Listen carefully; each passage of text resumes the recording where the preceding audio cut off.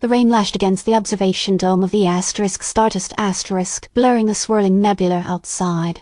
Inside, Captain Rex Nebula gripped his pipe, the cherry glowing a defiant ember against the gloom. Beside him, the ship's xenobiologist, Dr. Thorne, meticulously adjusted a series of filters on the scanner. "Anything, Doctor?" Rex's voice was low, strained with fatigue. 3 days. 3 days they'd been chasing this signal, a distress beacon emanating from the uncharted Xylos system.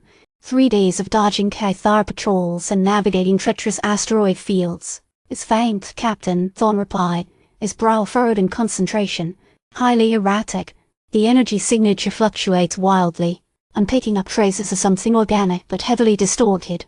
It's almost as if it's being masked." "Masked? By what?"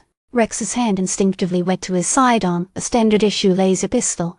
They were deep into uncharted space. Anything was possible. "I can't say for sure, Captain. It's unlike anything I've encountered before. The distortion patterns they suggest advanced technology, but applied in a bizarre, almost biological way." Thorne rotated the complex array of dials. "I'm attempting to isolate the core signal. Stand by." Suddenly, the lights flickered. A klaxon blared, bathing the observation dome in a pulsating red glow. "Report." Rex barked at the comms officer, a young woman named Lieutenant Lyra Vance. "Captain, we're detecting a significant energy surge. It's originating from Xylos Prime, and then we're being hailed." Lyra's voice was tight with apprehension. A holographic image shimmered into existence, resolving into the likeness of a being utterly unlike anything Rex had ever seen. It was vaguely humanoid, but its skin was a shimmering, iridescent purple, and its eyes were enormous, multifaceted orbs that seemed to absorb all light. Its head was crowned with a cluster of bioluminescent tendrils that pulsed with an eerie rhythm. "Greetings, travelers," the alien spoke, its voice a strange, resonant hum. "I am Xylos, designated speaker for the collective. Your arrival was anticipated." Rex stepped forward, his posture radiating authority. "Speaker Xylos, we received your distress signal. We're here to offer assistance." Xylos' multifaceted eyes seemed to bore into Rex's soul. "Assistance is problematic. Your presence has alerted them." "Alerted who?" Rex pressed. "The Devourers," Xylos whispered, the bioluminescent tendrils on its head dimming slightly. "They were drawn to the signal. They are coming." Before Rex could demand further explanation, the Stardust lurched violently. Alarms screamed throughout the ship. "Report!" Rex roared. "Captain, we're being scanned. Intense energy readings. They're attempting to penetrate our shields." Lyra's voice was frantic. "Shields up to maximum." Rex ordered. "Thorne, what's happening?" "I'm detecting a massive energy signature, Captain. It's approaching rapidly. It's unlike anything I'm familiar with. It's disrupting the subspace readings." Thorne yelled, frantically adjusting his instruments. On the main view screen, a colossal shape materialized from the swirling nebula. It was unlike any ship Rex had ever seen. It wasn't built, it grew asterisk. It was a vast, pulsating mass of organic material, covered in writhing tendrils and glowing orifices. It dwarfed the Stardust, making it appear like a mere insect buzzing around the monstrous flower. "Those are the Devourers," Xylos' voice echoed through the comm system, laced with a palpable fear. "They consume entire worlds. They drain them of their energy, their life force. They leave nothing but barren husks." Rex felt a chill crawl down his spine. He's dealt with ruthless pirates, brutal warlords and monstrous alien creatures, but this was something else entirely. "Can we outrun them?" Rex asked Lyra. Lyra shook her head grimly. "Their speed is impossible, Captain. We're trapped." "Then we fight," Rex declared, his voice ringing with defiance. "All hands, battle stations. Thorne, can you disrupt their shields?" "Anything. I'm trying, Captain, but their technology is too advanced." "I need more time," Thorne cried, sweat pouring down his face. The Devourer ship opened a massive orifice, revealing a swirling vortex of energy. A beam of pure destructive force lanced out towards the Stardust. "Evasive maneuvers," Rex shouted. The Stardust twisted and turned, narrowly avoiding the initial blast, but the energy waves still buffeted the ship, sending tremors throughout its hull. "Report damage," Rex demanded. "Hull breach in sections 4 and 7, Captain. Shields at 60%, Lyra reported. "Thorne, any progress?" Rex pressed. "I'm picking up a vulnerability, Captain. A localized disruption in the energy matrix. But I need to amplify the signal. Thorne's voice trailed off. I need to access their core network. Impossible. It's heavily guarded. Rex argued. There's a maintenance conduit, Captain. It's a tight squeeze, but it might be our only chance. Thorne insisted. Rex considered the risks. Sending someone into the heart of a living ship, facing unknown dangers, it was a suicide mission. But what choice did they have? Why maintain a defensive perimeter? Keep those shields up. Rex ordered. Thorne, you're going in. Take a security team, and pray you come back alive.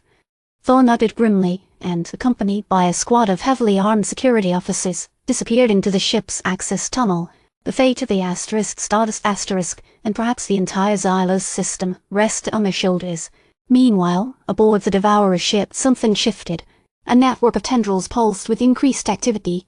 A strange, resonating hum filled the vast chambers.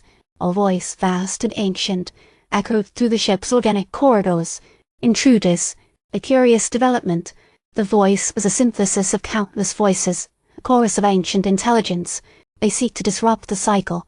Deep within the Devourer's core, Thorne and his team navigated a labyrinth of pulsating tunnels, the air thick with a strange, bioluminescent mist. The security officers, led by Sergeant Krell, kept watch, their laser rifles trained on the shifting walls. This place, it's like a living organism, Krell whispered, his voice barely audible above the rhythmic pulsing of the tunnels.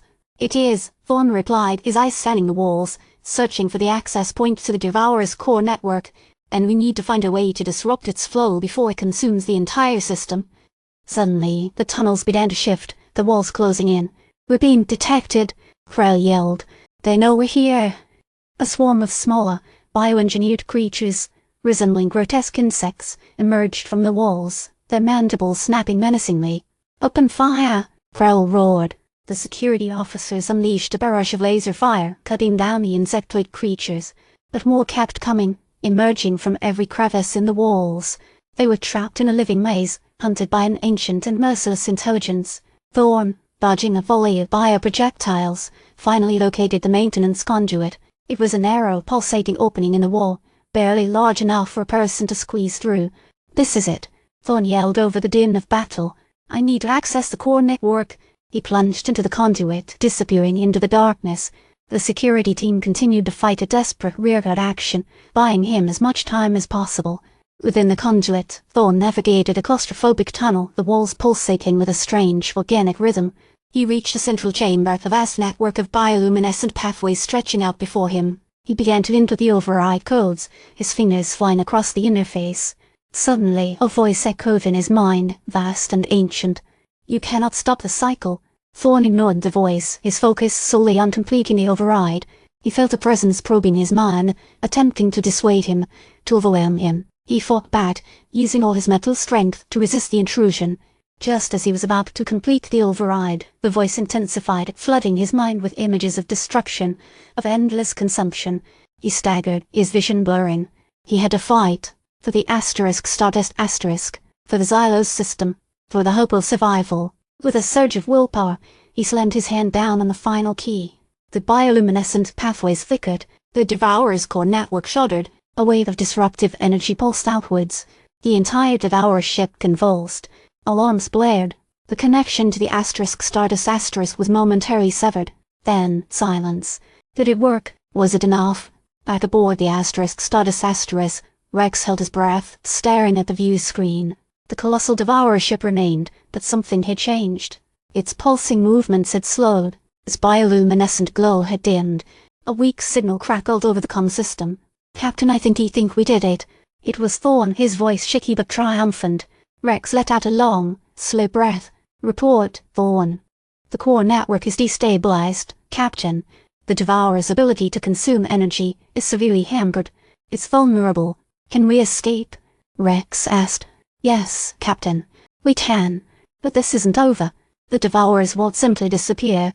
They're out there, waiting. A nebulous wove around the Stardust as Rex ordered a course away from the Xylos system. They had survived, but the encounter had left a chilling mark. The universe was vast and filled with terrors beyond imagination, and they were just beginning to explore its darkest corners.